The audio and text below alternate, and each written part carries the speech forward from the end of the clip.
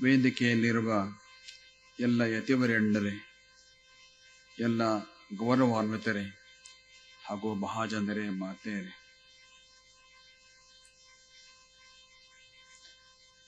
ವಿರೋಧ ನಮಗ್ ಬೇಡ ಇಷ್ಟೇ ನಾವು ಹೇಳ್ತಾ ಇಲ್ಲ. ನಮಗೆ ಏನು ಬೇಕು ಅನ್ನೋದನ್ನು ಕೂಡ ಹೇಳ್ತಾ ಇದ್ದೀವಿ. ಇದನ್ನು ಅನೇಕ ಸಲ ಹೇಳಿದ್ದೀವಿ, ಈಗ ಮತ್ತೊಮ್ಮೆ ಹೇಳ್ತಾ ಇದ್ದೀವಿ. ಇದು ಬರೀ ನಾವು ಮಾತ್ರ ಹೇಳಿದ ಮಾತಲ್ಲ. 1999 ಇಸ್ವಿ ಜನವರಿ 23, 24, 25ರಂದು TSS ಅಟ್ಟದ ಮೇಲೆ ಉತ್ತರ ಕನ್ನಡ ಜಿಲ್ಲೆಯ ಪರಿಸರ ಪೂರಕ ಅಭಿವೃದ್ಧಿ ಏನು ಬೇಕು ಅನ್ನೋದನ್ನ ಎಲ್ಲಾ ವಿಷಯದ ತಜ್ಞರನ್ನು ಸೇರಿಸಿ ಒಂದು ಅದ್ಭುತ ಕಾರ್ಯಕ್ರಮ ಮಾಡಿದ್ದಾಗಿದೆ. ಆ ಕಾರ್ಯಕ್ರಮದಲ್ಲಿ ಹೊರಹೊಮ್ಮಿರುವ ಅನೇಕ ನಿರ್ಣಯಗಳ ಪೈಕಿ ಒಂದು ನಿರ್ಣಯ ಹೀಗಿದೆ: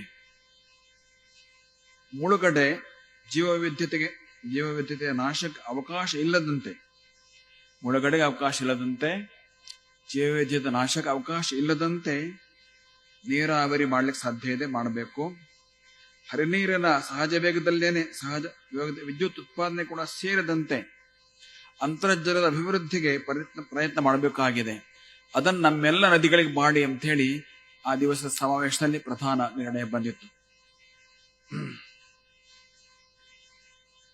ನದಿಗಳು ಅವುಗಳು ಕೂಡ ಜೀವಗಳೇ. ಭಗವಂತನ ಸೃಷ್ಟಿಯಲ್ಲಿ ನದಿಗಳು ಕೂಡ ಜೀವಗಳು, ಅಥವಾ ಇನ್ನು ಹೆಚ್ಚು ಹೇಳಬೇಕು ಅವುಗಳ ದೇವತೆಗಳು.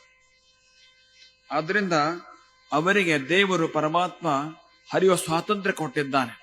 ಉಪನಿಷತ್ನಲ್ಲಿ ಒಂದು ಮಾತು ಬರ್ತದೆ: ಏತಸ್ಯವ ಅಕ್ಷರಸ್ಯ ಪ್ರಶಾಸನೆ ಗಾರ್ಗಿ ಪ್ರಾಚ್ಯು ಅನ್ಯಾನದ್ಯಸ್ಯಂದಂತೆ ಶ್ವೇತೇಭ್ಯ ಪರ್ವತೇಭ್ಯ ಪತಿಚ್ಯು ಅನ್ಯಾಹ ಅಂತ ಬೃಹದಾರಣ್ಯಕ ಉಪನಿಷತ್ನಲ್ಲಿ. ಯಾವ ನದಿಗಳು ಪೂರ್ವಕ್ಕೆ ಹರಿಬೇಕು, ಯಾವ ನದಿಗಳು ಪಶ್ಚಿಮಕ್ಕೆ ಹರಿಬೇಕು, ಇದು ಭಗವಂತನ ಆಜ್ಞೆ ಅಂತ ಹೇಳಿ. ಅದನ್ನು ನಾವು ಬದಲಾಯಿಸಿದರೆ ಭಗವಂತನ ಆಜ್ಞೆಗೆ ವಿರುದ್ಧವಾಗಿ ನಡ್ಕೊಂಡ ಹಾಗೇನೆ.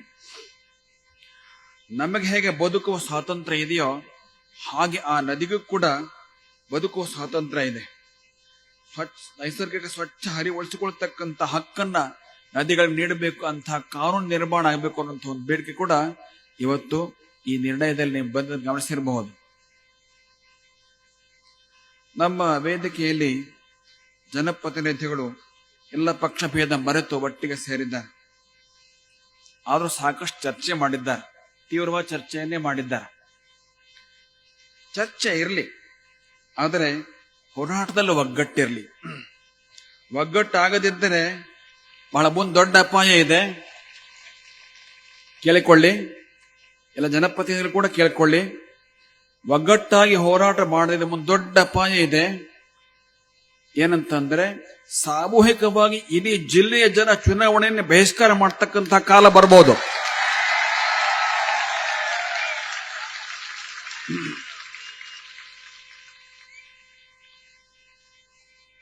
ಆತ್ಮೀಯ ಮಹಾಜನರೇ, ಮಾತೆಯರೇ, ಸುಮಾರು 20,000 ಜನ ಸೇರಿರಬಹುದು ಅಂತ ಹೇಳಿ ಕಾರ್ಯಕರ್ತರು ನಮ್ಗೆ ತಿಳಿಸಿದ್ರು.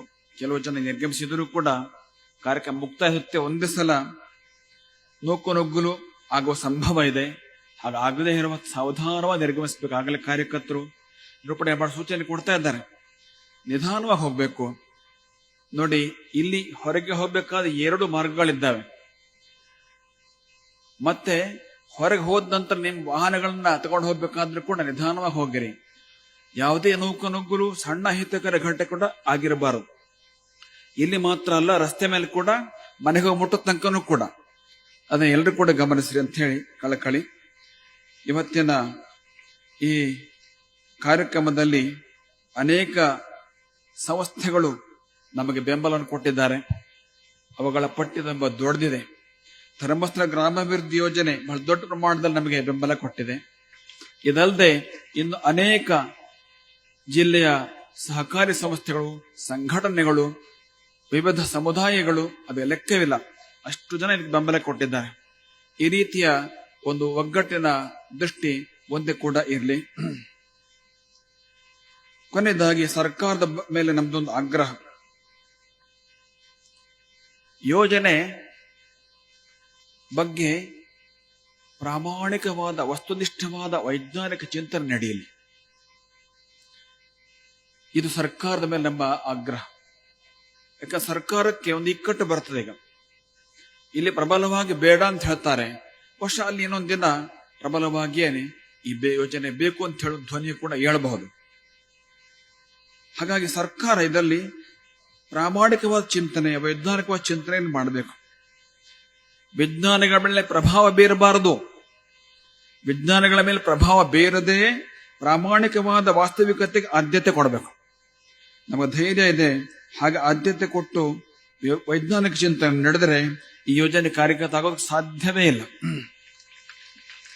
ಅದರಿಂದ ಈ ಯೋಜನೆಯ ಚಿಂತನೆಯಲ್ಲಿ ಪ್ರಾಮಾಣಿಕವಾದ ವೈಜ್ಞಾನಿಕ ಚಿಂತನೆ ಮೊಟ್ಟ ಮೊದಲ ಮಹತ್ವ. ಎರಡನೇ ಮಹತ್ವ ಕಾನೂನಿಗೆ ಮಹತ್ವ ಕೊಡಬೇಕು. ನೋಡಿ, ಇದು ಜೀವ ವೈದ್ಯ ಸಂರಕ್ಷಿತ ವಲಯ ಅಂತ ಹೇಳಿ ಘೋಷಣೆ ಆಗಿದೆ ಕಾನೂನು ಪ್ರಕಾರ. ಜಿಲ್ಲೆ ಎಲ್ಲಾ ಪಂಚಾಯಿತಿಗಳು, ಯಾವುದೇ ಒಂದು ಪಂಚಾಯಿತಿ ಕೂಡ ಅಪವಾದ ಇಲ್ಲ. ಪ್ರತಿಯೊಂದು ಪಂಚಾಯಿತಿಗೂ ಕೂಡ ತಮ್ಮ ನಿರ್ಣಯ ಮಾಡಿದ್ದಾರೆ ಈ ಯೋಜನೆ ವಿರುದ್ಧವಾಗಿ. ಈಗೆಲ್ಲ ಕಾನೂನಿನ ಬಲ ಇದೆ. ನೋಡಿ, ವೈಜ್ಞಾನಿಕ ಚಿಂತನೆಗೆ ಎಷ್ಟು ಮಹತ್ವ ಇದೆ ಅಂತ ಹೇಳಿ ಬಹಳ ಅದ್ಭುತವಾದ ಸಂಗತಿ ತಾನೇ ನಮ್ ಗಮನಕ್ಕೆ ಬಂತು. ಪಶ್ಚಿಮ ಘಟ್ಟದ ಪರಿಸರ ಉಳಿದರೆ ಮಾತ್ರವೇ ಜಗತ್ತಿನ ಹವಾಮಾನ ಸರಿಯಾಗಿರುತ್ತೆ ಎಂಬುದಾಗಿ ವಿಜ್ಞಾನಿಗಳು ಹೇಳ್ತಾರೆ. ಹಾಗಾಗಿ ಈ ಪಶ್ಚಿಮ ಘಟ್ಟದ ಉಳಿವಿನ ಬಗ್ಗೆ ವಿಶ್ವ ಬ್ಯಾಂಕಿನ ಮೂಲಕ ಇಂಗ್ಲೆಂಡಿನ ವಿಜ್ಞಾನಿಗಳು ಪ್ರಯತ್ನ ಮಾಡ್ತಾ ಇದ್ದಾರೆ. ಅದರಿಂದ ನಮ್ಮವರಿದ್ರ ಬಗ್ಗೆ ಎಚ್ಚೆತ್ತುಕೊಳ್ಬೇಕು, ಪ್ರಾಮಾಣಿಕ ಚಿಂತನೆಗೆ ಮಹತ್ವ ಕೊಡಬೇಕು, ವಿಜ್ಞಾನಿಗಳ ಮೇಲೆ ಪ್ರಭಾವ ಬೀರಬಾರದು. ಇದು ನಮ್ಗೆ ಅನೇಕ ಸಲ ಅನುಭವಕ್ಕೆ ಬಂದಿದೆ, ಅದನ್ನು ಹೇಳಕ್ ಹೋಗೋದಿಲ್ಲ ನಾವು ವ್ಯಕ್ತಿ ಹೆಸರನ್ನ. ಆತರ ಆಗದೆ ಸರಿಯಾದ ಚಿಂತನೆ ಆದ್ರೆ ಮಾತ್ರವೇನೆ ಭವಿಷ್ಯತ್ತು ಸರಿಯಾದ ನಿರ್ಮಾಣ ಆಗುತ್ತೆ. ಇದರಿಂದ ಭವಿಷ್ಯತ್ತು ಕತ್ತಲಾಗುವಂತ ಅಪಾಯ ಇದೆ. ಆತ್ಮೀಯ ಮಹಾಜನರೇ, ನೀವೆಲ್ಲ ಬಹಳ ಹೊತ್ತಿನಿಂದ ತಾಳ್ಮೆಯಿಂದ ಕೂತಿದ್ದೀರಿ. ಈ ತಾಳ್ಮೆಗೆ ಏನು ಧನ್ಯವಾದ ಹೇಳಿದ್ರು ಕೂಡ ಕಡಿಮೆನೆ. ಯಾಕಂದ್ರೆ ನೀವುಗಳು ಬಂದು ಇಲ್ಲಿ ಧ್ವನಿಗೂಡಿಸಿದ್ರೆ ಮಾತ್ರವೇನೆ ಹೋರಾಟಕ್ಕೆ ಬಲ. ಯಾರು ಒಬ್ಬರು ಸ್ವಾಮಿಗಳು ಮಾತ್ರ ಕೂಗಿದ್ರೆ ಅದಕ್ಕೆ ಬಲ ಇಲ್ಲ. ಹಿಂದೆ ಕೂಡ ಬಲ ಬಂದಿದ್ದು ನೀವೆಲ್ಲ ಬಂದಿದ್ರಿಂದ, ಅಥವಾ ನಿಮ್ಮ ಅಪ್ಪಂದ್ರು ಬಹುಶಃ ಅನೇಕರು ಅಪ್ಪಂದ್ರು ಅವಾಗ ಬಂದಿದ್ರು. ಈಗ ನೀವು ಬಂದಿದ್ದೀರಿ. ಈ ರೀತಿಯಲ್ಲಿ ಬಲ ಸತತವಾಗಿ ಇದ್ದರೆ ಸಂಘೀಯ ಶಕ್ತಿ ಕಲೌಯುಗೆ, ಆವಾಗ ಏನನ್ನು ಕೂಡ ಗೆಲ್ಬಹುದು. ಒಂದು ವೈಜ್ಞಾನಿಕತೆ, ಒಂದು ಕಾನೂನು, ಒಂದು ಜನಾಂದೋಲನ, ಈ ಮೂರು ಬಂದರೆ ಮುಂದೆ ಜನಪ್ರತಿನಿಧಿಗಳ ಪ್ರಯತ್ನ ಯಶಸ್ವಿ ಆಗೇ ಆಗುತ್ತೆ. ಅಂತ ಯಶಸ್ವಿ ಆಗಲಿ ಅಂತ ಹೇಳಿ ಹಾರೈಸಿ ಮಾತಿಗೆ ಪೂರ್ಣ ವಿರಾಮ ಬಿಡ್ತೇವೆ.